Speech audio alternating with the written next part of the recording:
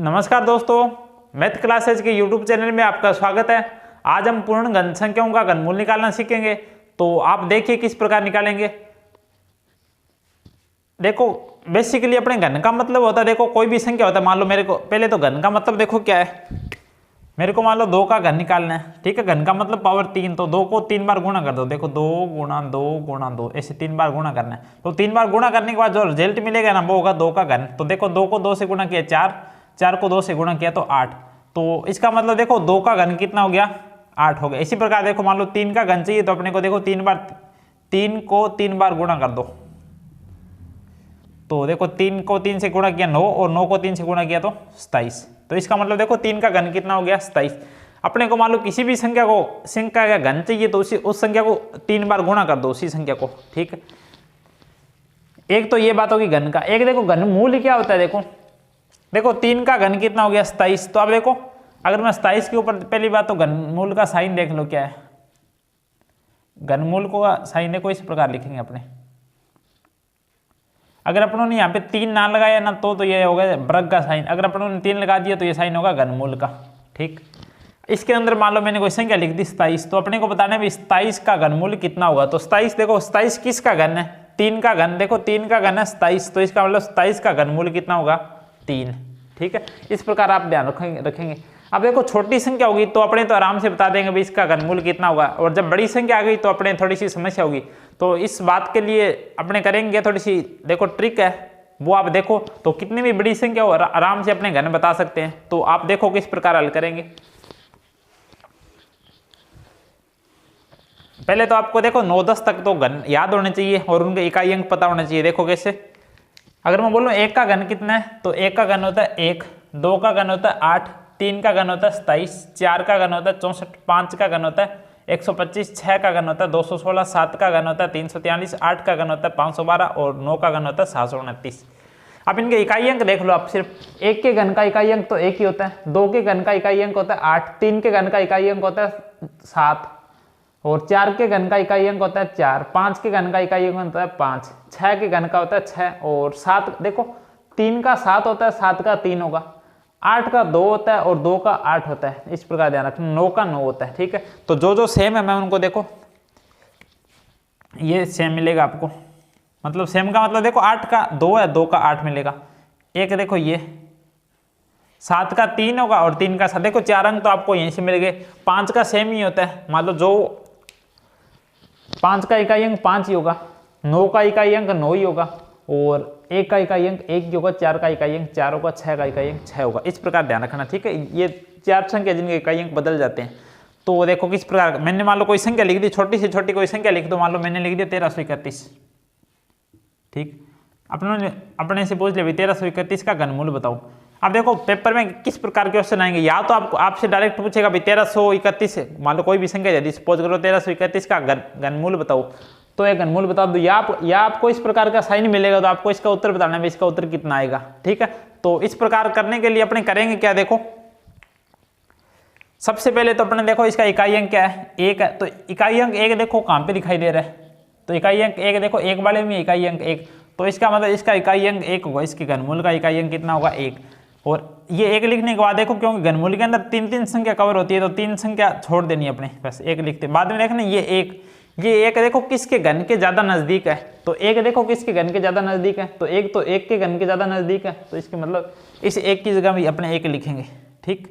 तो इसका मतलब देखो 1331 11 का घनमूल होगा। फिर 1331 11 का घनमूल होगा। एक संख्या मैं और लिखता हूँ, मान लो मैंने लिख दिया 3375 लिख दिया, ठीक, 3375। अब देखो अगर 3375 लिख दिया तो अपने को देखो पहले इकाई अंक इसमें देखो क्या दे रखा है, इकाई अंक दे रखा है 5। तो अब देखो 5 किसका घन का इकाई अंक 5 होता है, तो 5 के घन का इकाई अंक कितना होता है, 5। तो इसका मतलब इस घन के इकाई अंक कितना होगा, 5। अब देखो 5 लिखने अपनों ने ये 3 अंक सोल्व कर दिए। इसके आगे वाला अंक कितना है, 3। तो अब देखो 3 किसके घन के ज्यादा नजदीक है, तो 3 देखो किसके घन के ज्यादा नजदीक है बताओ।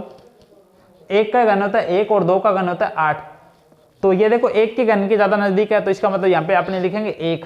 या तो आप इस प्रकार पता लगा सकते हो, नहीं तो इस प्रकार देखो 3 से जस्ट छोटा घन देख लो, 3 से छोटा घन कौन सा होता है? 3 से छोटा घन तो एक ही होता है, तो एक उत्तर होगा अपना। ठीक है, इस प्रकार कर सकते हैं अपने, एक होगा यहाँ पे इसका मतलब देखो 15 का 3375 का घनमूल कितना होगा?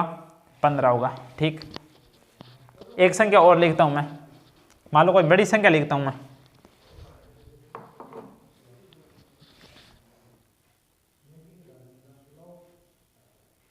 ठीक, मैंने लिख दिया 9261। अपने को देखना भी ये किसका घन है, घनमूल है। तो 9261 को देखना भी किसका घनमूल है। तो वो देखो इकाई अंक देखो कितना दे रखा है, इकाई अंक दे रखा है 1। तो इकाई अंक 1 देखो किसका है, 1 का ही है, तो अपने लिखेंगे 1। ठीक, अब देखो 1 लिख दिया, तो इसका मतलब ये 3 अंक छोड़ दो बाद में, इसके 3 अंक छोड़ने के बाद आप देखो 9। तो आप देखो या तो देखो 9 के आसपास वाला घन संख्या, या देख लो आप ऐसे देख लो 9 से जस्ट छोटा घन कौन सा है। ठीक है, एक ही बात है, कोई सा भी कर सकते हैं। तो 9 से जस्ट छोटा घन कौन सा होता है? 8। तो 8 होता है कितने का है? 2 का होता है। तो इसका मतलब अपने यहाँ पे लिखेंगे 2। ठीक है, तो इसका मतलब देखो 9261 कितने का घनमूल है? तो 21 का घनमूल है। ठीक, 9261 घनमूल किसका है? 21 का होगा। तो उम्मीद करता हूं कि आपको समझ में आएगा। एक संख्या और देख लो आप,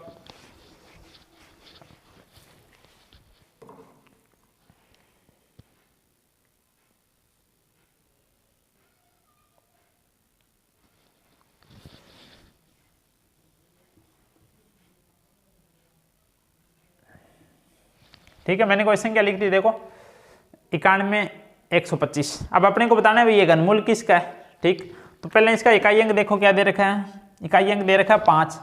तो 5 इकाई अंक देखो 5 में ही है 5 इकाई अंक, तो इसका मतलब इसका घनमूल का इकाई अंक भी कितना होगा? 5। 5 लिखने के बाद आपने देखो 3 संख्या छोड़ दो, इकाई अंक पहचानता ही 3 संख्या छोड़ दो। ठीक, अब देखो उसके बाद क्या संख्या दे रखी है? 91।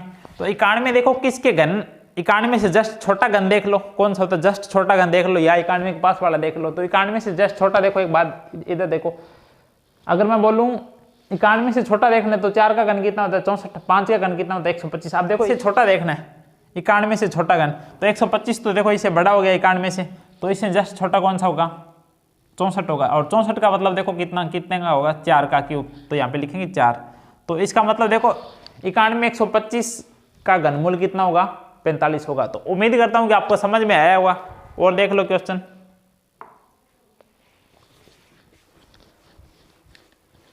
एक संख्या और देख लो,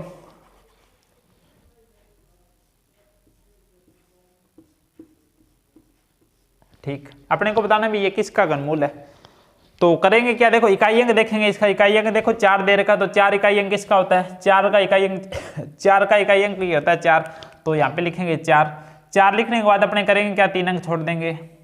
और उसके बाद वाले देखो तो कितने अंक? 3 अंक दे रखे हैं। तो 262 से जस्ट छोटा घन कौन सा होता है? तो 262 से जस्ट छोटा घन देखो कितने का होता है, आप बताओ। देखो 216 होता है 6 का घन, 343 होता है 7 का घन। देखो 343 तो बड़ा हो गया, तो 262 से छोटा घन देखना, तो 262 से छोटा घन कितना होता है? 216। और 216 किसका घन होता है? 6 का घन होता है। तो इसका मतलब यहाँ पे कितने लिखेंगे? 6। तो इसका मतलब देखो 262 144 का घनमूल कितना होगा? 64 होगा।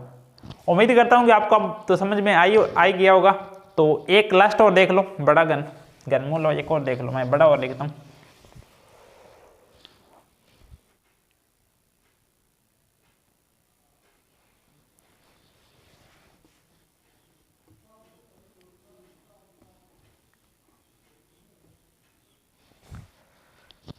देखो मैंने कोई संख्या लिख दी, मान लो 970 299, इसका बताना भी इसका घनमूल कितना होगा।